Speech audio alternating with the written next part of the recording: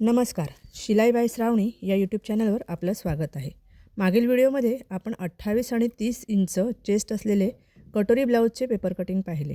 त्यापुढील म्हणजेच 31, 32, 34 आणि 36 इंचचे पेपर कटिंग आपण या अगोदरच आपल्या चॅनलवर टाकले आहेत. ते तुम्ही जाऊन बघू शकता. आता आपण 38 इंचचे छातीचे कटोरी ब्लाऊजचे पेपर कटिंग पाहू. चला. इथे आपण पेपर घेऊन त्यावर अर्धा इंचची मार्किंग करून घेतले आणि तिथे लाईन ड्रॉ करून घ्यायची आपण.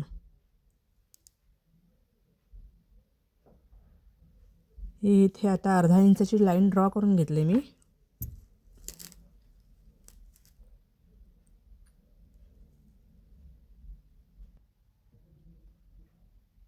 हे झाल्यानंतर मी योकचं माप टाकून घेते 4.25 इंच. त्यानंतर साईड उंचीचे माप अधिक 2.5, 7 अधिक 2.5 9.5 आणि उंचीचे माप अधिक 2.5, 13 अधिक 2.5 15.5 अशी मी सगळी मापं टाकून घेते. इथे 9.5 आणि 15.5. हे झाल्यानंतर मी लाईन्स ड्रॉ करून घेते.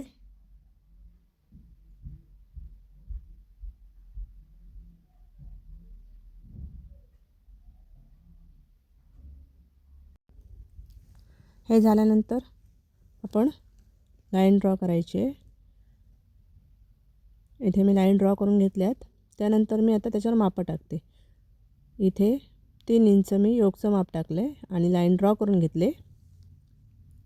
ते झाल्यानंतर मी चेस्टचा चौथा अधिक 2 इंच म्हणजेच 9.5 अधिक 2 11.5 आणि खाली कमरेचा चौथा अधिक 3 इंच 8.5 अधिक 3 असं 11.5चं माप आपलं दोन्ही आलेलं आहे. ते टाकून मी लाईन ड्रॉ केले. इथे 2.25 इंच आपली गळारुंदी, तिथे 3.25 इंच आपली खांदापट्टी असं तेच माप मी खाली टाकलेलं आहे आणि लाईन ड्रॉ करून घेतलेली आहे. हे झाल्यानंतर मी पुढील गळा टाकते. पुढील गळा आपला 6 आहे. 6 अधिक अर्धा 6.5 अशी मार्किंग करून मी हा गळ्याचा शेप 2.5 इंचावर देऊन घेतलेला आहे दाखवल्या पद्धतीने. 38 छाती असेल तेव्हा आपल्याला गळारुंदी 2.5 इंच घ्यायची आहे. हे झाल्यानंतर योकचा मी आकार देऊन घेते आहे. त्यानंतर मी मुंड्याचा शेप ड्रॉ करते. 1 आणि 1.5 इंचवर मार्किंग करून मी मुंड्याचा शेप ड्रॉईंग करून घेतलं आहे. ह्या मार्किंग झाल्यानंतर मी आता पुढे डॉट उंचीचे माप अधिक अर्धा इंच, डॉट उंची 9 अधिक अर्धा 9.5वर मार्किंग करून घेते आणि लाईन ड्रॉ करून घेते. हे झाल्यानंतर चेस्टचा 6वा असतो पण इथे 6 इंचच आपल्याला माप घ्यायचं. 6च्या पुढे जायची नाही आपली कटोरी आणि 1.5 इंच पुढे असं करून मी लाईन ड्रॉ करते. ही लाईन ड्रॉ केल्यानंतर वरून गळ्याला 5 इंच आणि मध्ये 2.5 इंच अशी एक मार्किंग करून त्याच्यावर मी हा कटोरीचा शेप देऊन घेतला. हे आपली मार्किंग झालेली आहे. इथे बाहेर अर्धा इंचची जी मार्किंग केले तिथे आपल्याला तिरप्या लाईन्स ड्रॉ करून घ्यायचे आहे. ही आपली मार्किंग सगळी पूर्ण झाली. आता आपण याचं कटिंग करून घ्यायचं आहे. दाखवल्या पद्धतीने कटिंग करायचं आहे. हा गळ्याचा शेप मी कापून घेते. त्यानंतर खांद्याचे माप आपलं 2.25 इंच आहे अधिक अर्धा 3.25 असं ते माप आहे. मागील मुंड्याचा शेप आणि साईड फिटिंगची लाईन. हे झाल्यानंतर आपले 2 भाग मिळतात आपल्याला. हा आपला पुढील भाग आहे आणि पाठीमागे आहे तो मागील भाग. आता मागील भागाची कटिंग करताना आपल्याला काय करायचं आहे, खालून 1.5 इंच अशी मार्किंग करून एक लाईन ड्रॉ करून घ्यायची आपल्याला.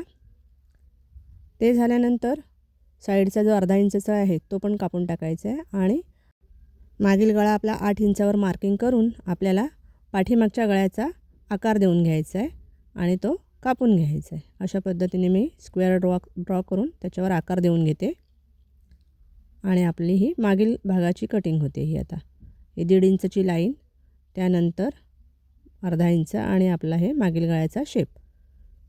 हा आपला आता मागील भाग तयार झालेला आहे. हे झाल्यानंतर आपण आता पुढील भाग घेऊया. पुढील भागामध्ये मी योकची कटिंग करते ही. त्यानंतर पुढील मुंड्याचा जो आकार आहे तो आपण कट करून घ्यायचा आहे आणि हे झाल्यानंतर आपल्याला मधली कटोरी जी आहे कटोरीचा आकार कापून घ्यायचा आहे.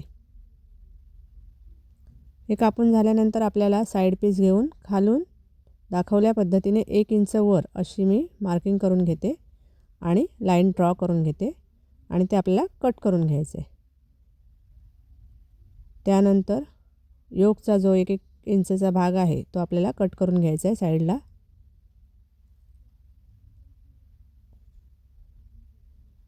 त्यानंतर आता आपल्याला कटोरी वाढवायची आहे.